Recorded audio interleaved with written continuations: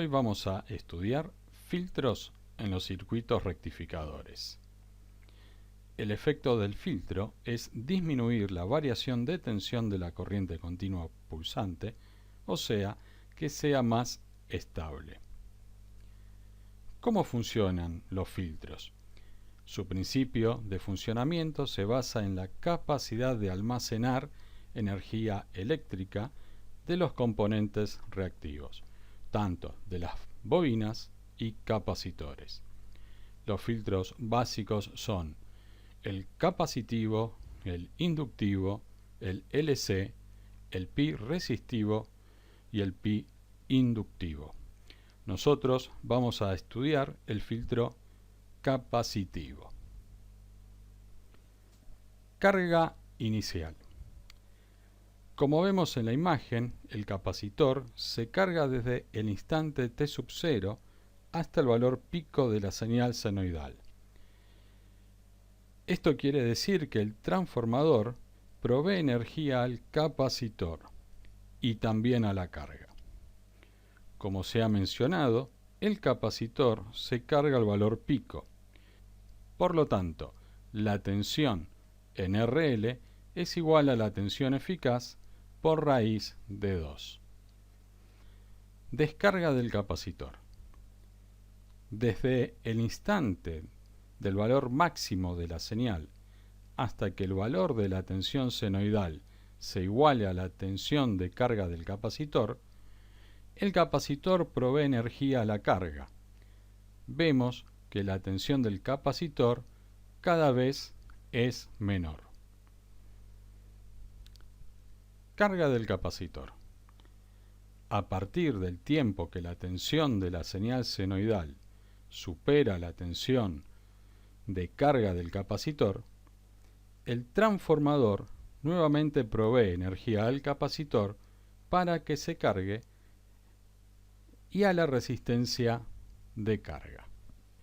Pendiente de descarga del capacitor. Vemos en imagen tres curvas distintas de descarga. La primera tiene una capacidad grande y el tiempo de descarga es grande. La segunda, si disminuimos el valor de capacidad del capacitor, observamos que el tiempo de descarga es menor. Y por último, la tercera, si ahora la capacidad es mucho menor, el tiempo de descarga es mucho menor. Esto, en todos los casos, se realizó con una resistencia de carga constante. El tau es la constante de descarga del capacitor y es igual a 5 por R por C, donde R se expresa en ohms y C, la capacidad, en faradios. ¿Qué es el ripple? Es la variación de la tensión pico a pico sobre el filtro. En la imagen podemos ver representado un ejemplo de ripple, que no es tan eficiente. En el segundo ejemplo, la tensión de ripple es menor. Por lo tanto, es un filtro más eficiente. Analicemos el ripple para un rectificador de media onda y otro de onda completa para el mismo valor de capacitor. El ripple disminuye con la rectificación de onda completa. Esto quiere decir que el rectificador de onda completa tiene un mejor factor de rizado o de ripple. A su vez, podemos ver que la frecuencia de la corriente continua pulsante se duplica en el rectificador de onda completa. Podemos definir las ecuaciones para realizar los cálculos del filtro de la siguiente manera. Observamos que VRPP es la tensión de ripple pico a pico. El valor de la frecuencia para un circuito de media onda es de 50 Hz y para un circuito rectificador de onda completa es de 100 Hz. La tensión pico V sub P se calcula con la carga del capacitor o es el valor pico de la señal senoidal.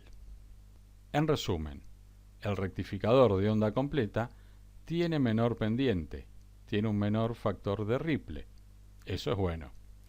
A mayor valor de capacidad, el ripple disminuye.